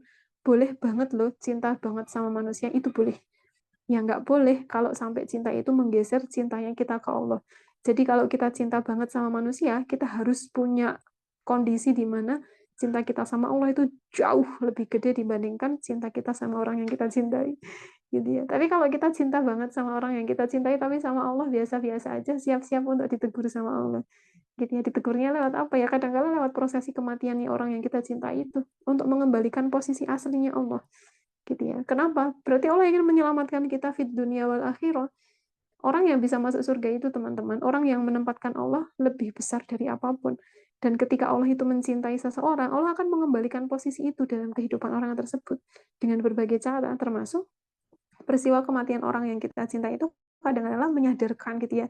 Oh iya, selama ini saya telah menjadikan beliau itu segala-galanya dalam hidup. Dan itu ternyata tidak boleh gitu ya. Boleh kita mencintai beliau dengan amat sangat, tapi nyatanya saya tidak bisa mengimbanginya dengan cinta kepada Allah yang jauh, yang gedenya tuh melebihi cinta saya sama beliau. Saya belum bisa selama ini, dan sekarang adalah saat untuk melakukan itu. Wabashiris sabirin. Bergembiralah orang-orang yang bersabar ketika dia bisa mengendalikan shock and denial-nya. Dia bisa mengendalikan frustration, dia menjaga diri untuk tidak sampai jatuh ke depresi, dan dia mulai gitu ya, menata hidupnya yang baru, bereksperience, dan memutuskan decision. Dia memutuskan untuk menerima, ya inilah keadaan baru yang harus saya jalani, and then integration, bagaimana dia membangun koneksi baru dengan realitas kehidupan yang baru setelah meninggalnya orang yang kita cintai. Ini juga namanya sabar, gitu ya. Pernah ingat hadis yang disampaikan oleh Nabi ya, teman-teman ya. Beliau pernah tuh lewat di dekat orang yang dia orang ini perempuan ya. Perempuan ini tuh lagi di pinggir kuburan sambil nangis-nangis meraung-raung gitu ya. Terus Rasulullah lewat. Apa yang dipesankan oleh Rasul? Gitu ya. Rasul mengatakan gitu ya. Bertakwalah gitu ya. Dan bersabarlah. Cuma 2 kalimatnya. Bertakwalah dan bersabarlah. Memang nggak ada obatnya rasa kehilangan itu selain bertakwa kepada Allah dan bersabar. Tapi takwa dan sabar itu jangan dimaknai isinya cuma 2. Itu isinya kompleks banget. Yang namanya takwa sama Allah itu, ya teman-teman sekalian yang dirahmati oleh Allah. Yang namanya takwa sama Allah itu ya meyakini Allah itu gitu ya. Lebih baik penjagaannya dibandingkan kita. Kalau kita khawatir nanti beliau di kuburan gimana, serahin aja ya Allah, saya menyerahkan beliau yang sudah meninggal kepadamu, jagalah sebaik mungkin, ampunilah dosanya. Allah itu kalau sudah jagain orang, penjagaannya lebih baik daripada kita yang jaga. Itu juga bagian dari ketakwaan. Termasuk juga kita meyakini, ya Allah nanti kalau saya ditinggal oleh beliau, terus kehidupan kami gimana? Pasrahin hidup kita sama Allah, itu juga bagian dari takwa. Maka pesannya beliau, bertakwalah dan bersabarlah. Gitu ya. Terus kemudian wanita yang dinasihati Nabi ini marah gitu ya. Kalau bahasa kita ya, sabar, sabar gitu ya. Kamu nggak ngerasain sih gitu ya, rasa duka yang saya alami. Gitu. Kemudian Rasulullah berlalu, si wanita tadi dikasih tahu, kamu tahu nggak yang menegurmu tadi siapa? Gitu ya. Dia bilang, saya belum kenal. Orang-orang ngasih tahu itu Rasulullah. Gitu ya. Itu Rasulullah dia kaget gitu ya. Terus Rasul kemudian mengeluarkan satu kalimat gitu ya. Sesungguhnya sabar itu berada pada pukulan pertama. Pukulan pertama itu maksudnya gimana? Begitu musibah itu datang, kualitas kesabaran seseorang itu dilihat pas pertama kali mendengar kabar yang menjadi ujian hidupnya dia tadi. Itu kualitas pertama kesabaran itu di situ. Kalau sudah berproses seperti yang ada di tabel seperti ini, itu juga bolehlah disebut sabar. Gitu ya, tapi sudah melalui prosesnya. Sabar yang sudah diproses. Gitu ya. Padahal sabar yang paling baik itu dilihatnya itu pas pukulan pertama makbuk gitu ya. Mendengar orang yang dicintai meninggal, terus kita mengelola hati, meregulasi emosi. Nah, disitulah letak pertama kali Allah akan melihat kesabaran kita. Ya, kalaupun kita gagal di letak pertama gitu ya, kita menangis, kita meraung-raung, kita menangisi takdir dan seterusnya gitu ya. Nah, berarti kita melewatkan kesempatan pada sabar yang paling pertama. Tapi bukan berarti kita kehilangan kesempatan untuk menjadi orang yang bersabar. Masih bisa diproses gitu ya. Setelah itu masih bisa diproses dengan tahapan-tahapan yang ada di tabel ini ya, tabelnya Kubler-Ross gitu ya. Untuk sampai bisa menerima, untuk bisa menjalani hidup dengan lebih sabar lagi. Itu juga boleh gitu ya. Walaupun kualitas sabar paling pertama itu diletakkannya pas pukulan pertama. Oke, teman-teman yang dirahmati oleh Allah, sebenarnya saya masih punya beberapa bahasan ya, tapi sudah jam 17:20. Sebentar lagi akan azan maghrib. Biar ada cukup sesi tanya jawab, saya kembalikan ke Mbak Ara dulu. Silakan Mbak Ara. Jazakallah khairan Ustazah Faiza gitu ya. Mungkin nggak cuma saya, tapi teman-teman di sini kayaknya sambil dengerin, sambil nangis gitu ya, sambil istighfar banyak-banyak gitu. Semoga kita termasuk orang-orang yang bertakwa dan bersabar gitu. Eh, ini ada beberapa pertanyaan, Ustazah. Mungkin izin saya yang tanyakan langsung untuk menghemat waktu kita ya, aktivitas sekalian. Yang pertama ada berkaitan eh, yang sering ditanyakan begitu Ustazah dari rekan-rekan yang biasanya saya hubungi begitu, karena setelah Mm-mm. saya berduka, saya banyak menjalin temanan dengan orang-orang yang juga seposisi dengan saya gitu, dan banyak sekali yang meresahkan bagaimana kalau setelah kematian orang tersayang kita tuh kita menjadi merasa tidak berhak bahagia gitu. Karena ada sisi merasa bahwa terkadang, apakah jangan meskipun sebenarnya mengetahui bahwa ajal itu sudah Allah tetapkan sejak beliau di alam roh begitu, tapi ada perasaan, apakah karena saya terlalu banyak dosa, apakah karena terlalu kemarin kurang bersyukur sehingga beliau diambil dari saya gitu. Ustazah, bagaimana sih untuk menguatkan bahwa itu tuh ujian bukan hukuman kok, kayak gitu. Sehingga kita lebih termotivasi untuk menjadi lebih baik dan tidak menutup diri untuk bahagia kembali gitu, bukan justru malah depresi atau terperangkap dengan masa lalu gitu, Ustazah. Oke, baik. Terima kasih Mbak Ara atas pertanyaannya. Bagaimana kita bisa kira-kira bangkit gitu ya dari perasaan tidak berhak bahagia setelah ada peristiwa di mana kita ditinggal oleh orang yang kita cintai gitu ya. Juga bagaimana caranya agar kita selamat dari keadaan jangan-jangan dia diambil karena saya banyak dosanya dan seterusnya. Nah, kalau sudah sampai pada pertanyaan seperti ini, maka kita perlu memahami kembali gitu ya. Setiap tahmid-tahmid yang kita ucapkan kepada Allah, tahmid itu bunyinya gimana? Alhamdulillahi Rabbil Alamin. Ya, kalau kita memahami setiap tahmid yang kita ucapkan kepada Allah gitu ya, maka kita akan mengetahui bahwa Allah itu, ini ya, saya bukakan slide-nya gitu. Tahmid itu kan bunyinya Alhamdulillahi Rabbil Alamin. Nah, yang perlu kita pahami adalah teman-teman sekalian yang dirahmati oleh Allah. Kita perlu meyakinkan diri, yakinkan kalau kita ini hambanya Allah, ajukan pertanyaan itu pada diri kita sendiri. Yakinkan kita ini ciptaannya Allah. Yakin sih, yakin, tapi gimana gitu ya? Saya masih punya perasaan jangan-jangan beliau meninggal karena Allah karena saya punya banyak dosa gitu ya, sehingga Allah mengambil beliau dari diri saya dan seterusnya. Untuk mendudukkan logika-logika tersebut gitu ya, maka kita perlu memahami apa yang ada di balik kata Rob, kalau di bahasa Indonesia artinya Tuhan ya. Alhamdulillahi, segala puji bagi Allah, Rabbil Alamin, Tuhan semesta alam. Nah, yang ingin saya fokuskan adalah pada kata Robbun, gitu ya, atau Rabbil Alamin, pada kata Robnya itu.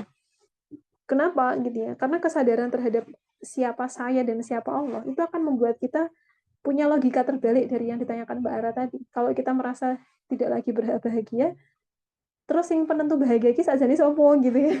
Apakah penentu bahagia itu ada pada orang yang meninggal itu, atau penentu bahagia itu sebenarnya ada yang lain lagi. Nah, kalau kita memahami esensi kata rob, maka kita jadi tahu sumber bahagia itu dari mana. Gitu ya. Apakah kita tidak berhak bahagia setelah uh, orang yang kita cintai meninggal, gitu ya, beliau membawa semua kebahagiaan kita, apakah logikanya begitu atau harus gimana? Nah, teman-teman yang dirahmati oleh Allah, gitu ya, setiap kali kita mengatakan ya Robbi atau ya Tuhanku in Indonesia, Tuhanku itu ternyata tidak cukup bisa mewakili kata Rob itu sendiri. Ya, kalau Tuhanku itu kan nuansanya lebih kepada nuansa penyembahan ya. Tapi ternyata Rob itu nuansa yang ditimbulkan dari kata itu ternyata bukan hanya nuansa penyembahan, tapi nuansa di mana penjaminan tentang kehidupan dari makhluk yang Allah ciptakan. Ya, karena kata Rob itu sebenarnya lebih dekat kepada penciptaan ya, teman-teman sekalian dirahmati oleh Allah, gitu ya. Kata Rob ini lebih dekat kepada penciptaan, gitu ya. Dan Rob ini berhubungan langsung dengan kata hidayah. Ya. Gimana maksudnya? Gitu ya. Maksudnya adalah teman-teman yang dirahmati oleh Allah. Setiap kali Allah itu menciptakan makhluk, gitu ya, apa istilahnya ya, sekecil semut gitu ya. Maka sekalinya Allah menciptakan, Allah itu bukan tipe pencipta yang abai dengan apa yang dia ciptakan. Tak cipta ini semut, nanti cari makan sendiri ya, bukan urusan saya gitu ya. Saya nggak tahu gitu ya, jangan tanya saya. Allah itu bukan model pencipta yang kayak gitu. Untuk semua yang telah dia ciptakan, semut merah, semut hitam, sampai ada istilah semut hitam berada di atas batu hitam di malam hari. Wes raketok gitu ya. Tapi bagaimana semut ini tuh selamat ya, nggak diinjak manusia dan seterusnya. Itu yang menjamin keselamatan semutnya siapa gitu ya. Itu cuman urusan dalam tanda kutip ya teman-teman, semut, makhluk yang kecil. Terus bagaimana Allah menjaminkan kehidupan khalifahnya di atas muka bumi yang wujudnya tuh manusia. Gitu. Itu lebih-lebih lagi tentunya. Gitu ya. Kenapa? Pada setiap makhluk yang Allah ciptakan termasuk manusia, gitu ya. Allah itu akan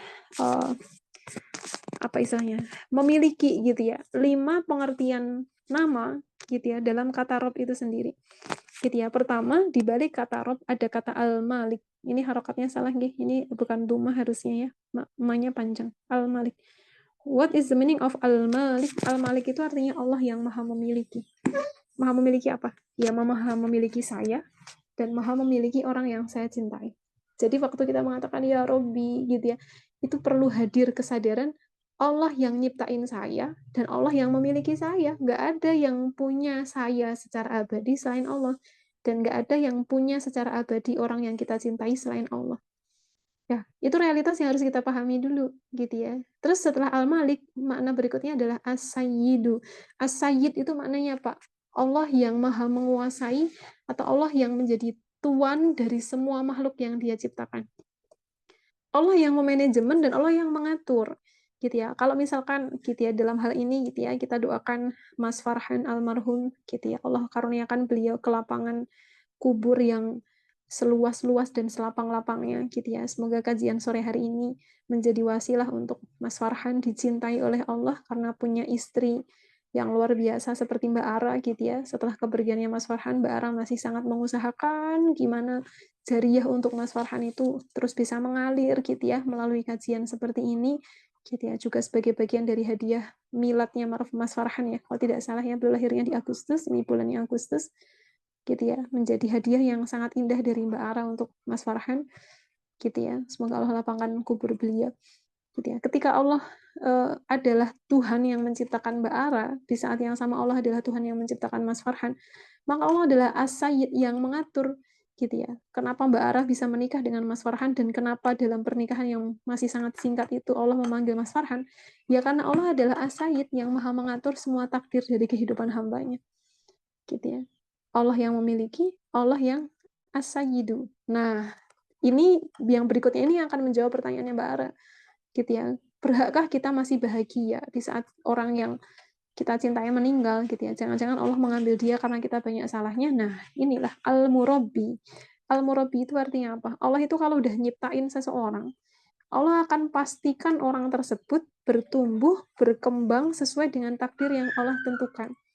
Kalau seseorang itu pada usia tertentu sudah saatnya meninggal, pasti akan meninggalkan oleh Allah ya, dimatikan oleh Allah, diwafatkan oleh Allah. Terus orang yang ditinggalin gimana? Kita perlu tepuk pipi kita gitu ya. Tepuk terus tanyakan, masih yakin kan kalau kamu ini adalah ciptaan Allah? Ngomong sama yang ada di cermin, yang tidak lain itu adalah diri kita. Kamu masih ciptaannya Allah kan?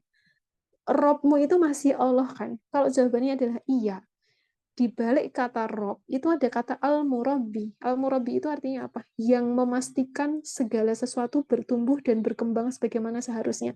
Kalau seharusnya setelah kematian orang yang meninggal itu, Allah masih memberikan kita kesempatan untuk bertumbuh, maka Allah pastikan kita akan punya bahagia juga. Karena Allah yang akan mensupervisi pertumbuhan kita sebelum meninggalnya orang yang kita cintai. Karena di balik kata Rob, semua yang Allah ciptakan itu akan dapat supervisinya Allah. Gimana nih kalau sudah meninggal? Saya harus gimana? Saya harus menempuh hidup yang seperti apa? Gimana saya bisa bahagia kembali? Itu semuanya dijaminkan oleh Allah di balik kata Rob itu. Selama seorang hamba meyakini dia masih hamba atau masih Robnya, gitu ya. Robnya itu adalah Allah. Kalau keyakinan itu ada, Allah yang akan backup semuanya. Backup apanya? Bahagianya dia yang dia miliki itu. Karena di balik kata Rob itu ada kata Al-Murabbi. Lebih-lebih di balik kata Rob itu ada kata Al-Mun'im, teman-teman. Ya Robbi, begitu kita mengatakan ya Robbi, ya Allah, ya Tuhanku. Ya, di situ ada kata Al-Mun'im. What is the meaning of Al-Mun'im? Yang menjaminkan setiap nikmat yang sudah Allah takdirkan itu akan sampai ke orang tersebut, termasuk nikmat-nikmat yang membuat dia bahagia, itu akan Allah jaminkan. Itu di balik kata Rob. Sehingga gitu ya. Yang perlu kita pahami, meninggalnya orang yang kita cintai memang benar membawa kesedihan, tapi bukan berarti dia membawa semua kebahagiaan yang kita miliki. Enggak. Kenapa disebut enggak? Karena yang memberikan penjaminan terhadap kebahagiaan kita di fase berikutnya dalam kehidupan kita yang harus kita lalui sebab dan meninggalnya orang yang kita cintai itu adalah Al-Mun'im, Allah yang maha menjaminkan nikmat pada setiap apapun yang dia ciptakan. Bahkan Allah memberikan nikmat pada hewan-hewan liar di tengah hutan. Siapa yang menjaminkan rezekinya? Ya Allah, gitu ya. Itu aja hewan, apalagi makhluk yang menjadi khalifah, penggantinya Allah di atas muka bumi. Lebih-lebih lagi Allah mampu untuk memberikan kebahagiaan sebada gitu ya, guncangan yang sangat hebat dengan meninggalnya orang yang kita cintai.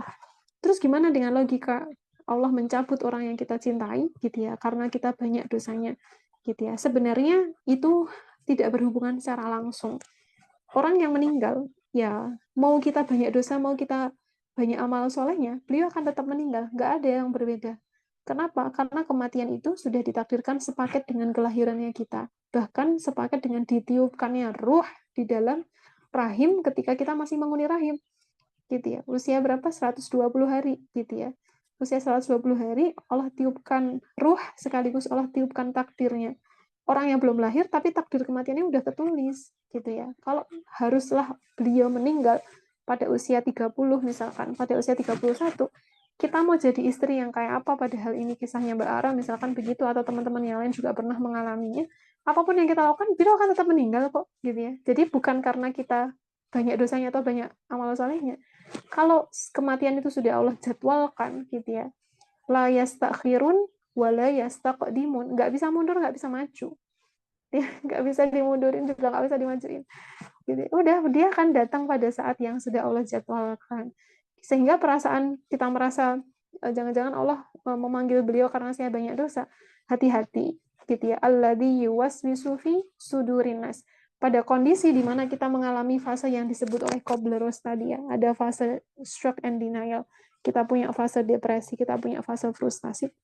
Hati-hati. Pada fase-fase seperti itu, teman-teman yang dirahmati oleh Allah, kalau kita tidak langsung punya backup yang kuat, artinya kita nggak langsung punya zikir yang bagus gitu ya, kita nggak ingat Allah, kita nggak istighfar, kita nggak memperbanyak istirja, ya Allah, innalillahi, kami adalah milikmu, kami adalah milikmu, beliau adalah milikmu, saya adalah milikmu. Kalau kita nggak segera membackup kondisi psikologis dengan zikir, nanti yang nyaut ya, yang akan menyapa kondisi psikologis kita itu adalah alladzi yuwaswisu fi sudurinas. Dia yang suka datang dalam keadaan membisik-bisikkan was-was ke dalam jiwanya manusia, sampai manusia itu sudah kondisi psikologisnya lagi nggak stabil, diboncengi oleh was-was, makin roboh, makin jatuh, makin punya banyak gitu ya, overthinking, bukan overthinking, negative thinking. Dia akan punya semakin banyak pikiran-pikiran negatif yang itu akan menjebak jiwanya untuk semakin susah keluar dari kesedihan itu. Kenapa gitu ya? Karena mohon maaf nih, alladzi yuwaswisu fi sudurinas.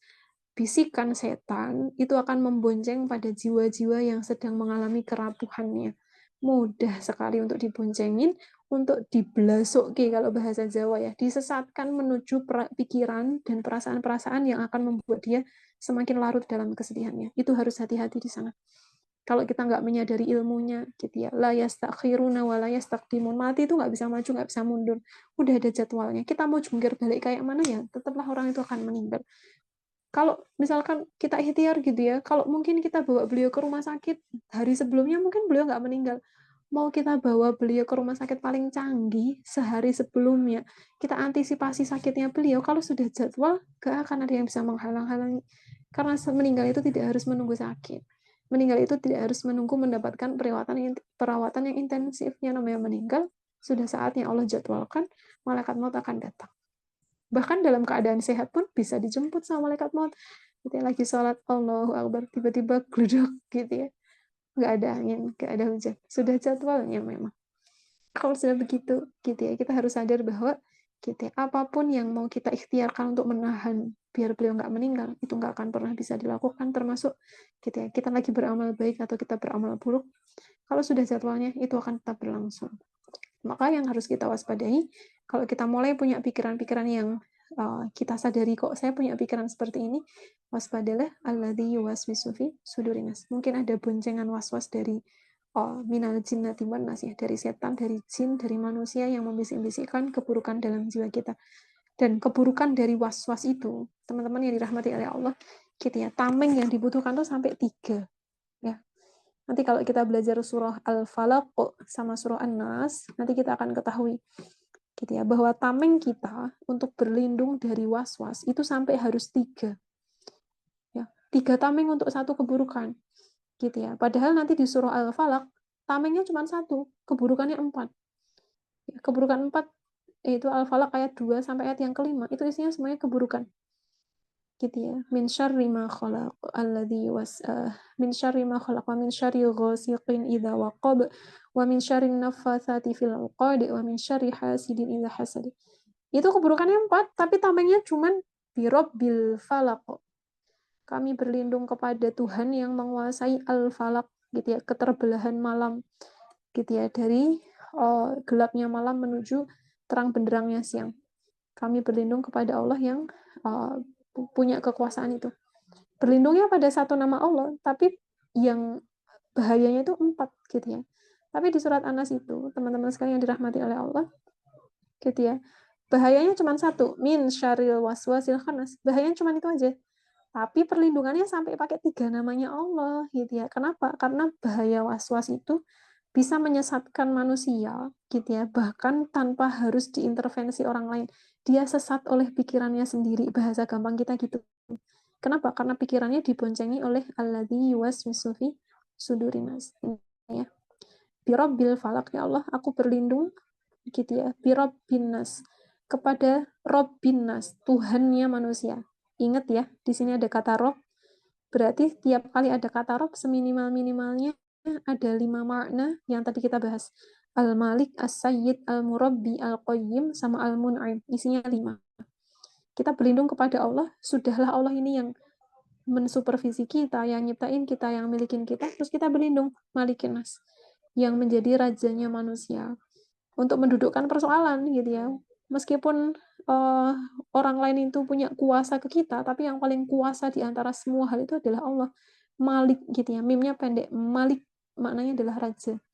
Rajanya manusia, ilahin nas, sesembahannya manusia. Gitu ya. Sudahlah bagian robnya disebut, tauhid rububiyahnya disebut, malikin nas gitu ya. Bagaimana kita disadarkan tentang kekuasaannya Allah, ilahin nas, tauhid uluhiyahnya dikuatkan gitu ya. Kita berlindung pada 3 ini gitu ya, dari satu keburukan, min syarril waswasil khannas, dari bisikan yang tersembunyi yang dilakukan secara khannas.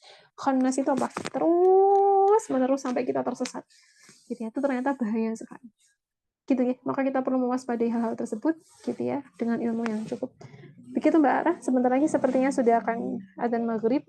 Mungkin sebelum ditutup ya Mbak Aranggi, mungkin boleh minta 1 apa 2 orang untuk memberikan refleksi untuk kajian kita pada sore hari ini, apa yang sudah didapatkan dari materi ini. Silahkan.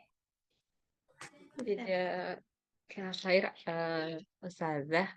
Izin, sebenarnya masih ada beberapa pertanyaan. Nanti izin Ara lewat chat kalau boleh, Ustazah. Iya, boleh, boleh. Monggo, monggo, Boleh, silahkan. Ustazah.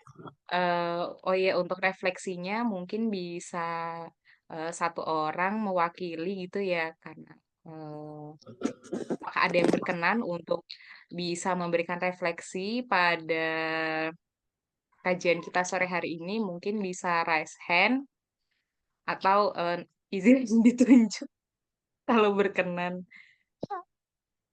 Iya, tunjuk aja deh. Tunjuk aja ya. Eh, oh, ada Kak Diana mungkin ya. Boleh Kak Diana karena yang lagi on cam boleh diberikan refleksi pada kajian ini untuk Kak Diana bagaimana begitu, apa yang didapat dan bagaimana yang dirasakan feedback dari Kak Diana. Silakan Kak.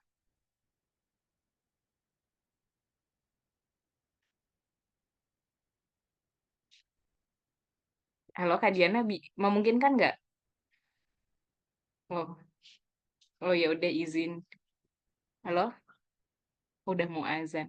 Kalau gitu dari De Ririn, halo, bisa? De Ririn apakah bergabung? Ya, monggo refleksinya De Ririn mungkin bisa berikan. Iya, sedikit. Apa ya? Terima kasih atas kesempatannya. Mungkin Kalau dari saya, ya lebih diingatkan kembali bahwa kita itu memang miliknya Allah. Jadi atas apapun yang ujian yang nanti kita alami, entah itu rasa tadi ya, rasa takut, dan macam-macam tadi, dan juga kehilangan, ya kita kembalikan lagi ke Allah. Itu refleksi dari saya sih singkatnya. Jadi Mbak Ara. Ya, makasih Ririn. Eh, apakah satu lagi Mbak Faiza atau dirasa sudah cukup?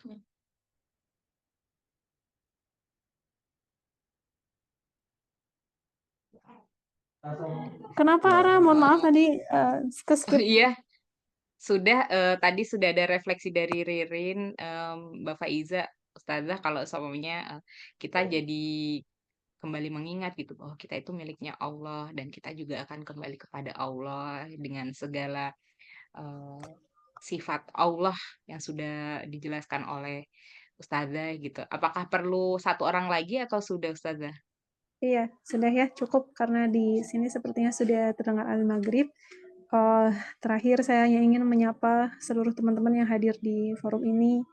Eh, Peluk jauh untuk siapapun yang sedang mengalami kedukaan, atau peluk jauh untuk siapapun yang sedang Allah uji dengan berbagai ujian yang membuatnya merasa seperti tidak sanggup lagi untuk menjalani hidup.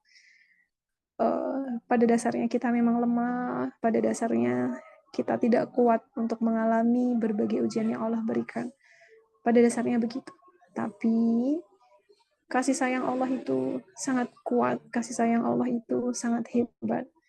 Bahkan kasih sayang Allah itu mampu menguatkan siapapun yang lemah, kasih sayang Allah itu mampu menghebatkan siapapun yang merasa dirinya biasa-biasa aja atau bahkan merasa tidak mampu untuk melampaui semua ujiannya Allah. Selama Allah itu masih menjadi Tuhan kita, selama Allah itu masih menjadi yang terbesar dalam jiwa kita, hakul yakin, yakinlah sepenuhnya akan ada support yang akan Allah kirimkan dari arah yang tidak bisa kita sangka-sangka untuk menguatkan kehidupan kita. Wa rahmati wasi'at kulli syai', kata Allah. Dan rahmatku itu meliputi segala sesuatu. Bahkan dalam sedihnya kita, bahkan dalam lemahnya kita, bahkan dalam semua hal yang kita merasa tidak mampu mengatasinya, di situ ada rahmatnya Allah. Yakinlah Allah itu amat sangat mencintai teman-teman. Tidak mungkin kalau Allah itu tidak mencintai teman-teman, Allah masih memberikan hidayah, termasuk untuk menghadiri majelis-majelis ilmu seperti ini. Siapapun yang dicintai oleh Allah, maka akan dibantu untuk memahami realitas kehidupan, bagaimana memaknainya secara sadar, bagaimana memaknainya secara benar. Itu adalah cara Allah mencintai kita, untuk menyadarkan kita bahwa gitu ya, meskipun orang yang kita cintai telah pergi, tapi Allah akan terus secara abadi mencintai setiap makhluk yang Dia ciptakan. Dan yang wa iyyakum, semoga Allah karuniakan bahagia di hati teman-teman dengan satu fakta: selama Tuhan kita adalah Allah, maka selama itu pula kebahagiaan itu masih sangat mungkin untuk diwujudkan. Itu fakta abadi, tidak boleh kita melupakannya sampai kematian itu tiba. Assalamualaikum warahmatullahi wabarakatuh. Assalamualaikum warahmatullahi wabarakatuh. Jazakallah khair, Ustazah Faiza. Punten teman-teman di sini juga sudah azan gitu ya. Kita dari saya pribadi tadi sudah disampaikan juga refleksinya seperti apa, bahwa saya juga sebagai MC banyak-banyak beristighfar gitu ya pada kajian hari ini karena ya semoga kita berdoa termasuk menjadi golongan orang-orang yang bertakwa dan bersabar gitu karena saya juga yakin ini bukan ujian yang mudah buat kita tapi sekali lagi insya Allah pasti Allah akan mampukan karena pasti Allah hanya memberikan ujian ini kepada hambanya yang mampu gitu ya. Kemudian juga kita di sini berdoa bersama gitu untuk seluruh teman-teman di sini yang sedang ditinggalkan oleh eh, habis ditinggalkan gitu oleh orang-orang tersayangnya saya sendiri oleh Mas Farhan Ahmadi Hakim bin Budi Prasetya gitu ya dan teman-teman silahkan disebutkan semoga beliau Allah rahmati Allah ampuni Allah maafkan dan ditempatkan di alam barzah dengan tempat yang indah yang membahagiakan yang nyaman gitu ya teman-teman. Kurang lebihnya dari saya mohon terima kasih untuk kesempatan yang sudah diberikan oleh Uktivilah sekalian gitu ya, kalau semuanya dari MC dan panitia ada salah, mohon maaf yang sebesar-besarnya. Izin untuk saya tutup. Sekali lagi terima kasih banyak kepada Ustazah Faiza. Semoga Ustazah sehat dan bahagia selalu bersama keluarganya. Sekian, kita tutup dengan kafaratul majelis. Subhanallah bihamdika, asyhadu an la ilaha illa anta, astaghfiruka wa atubu ilaik. Assalamualaikum warahmatullahi wabarakatuh.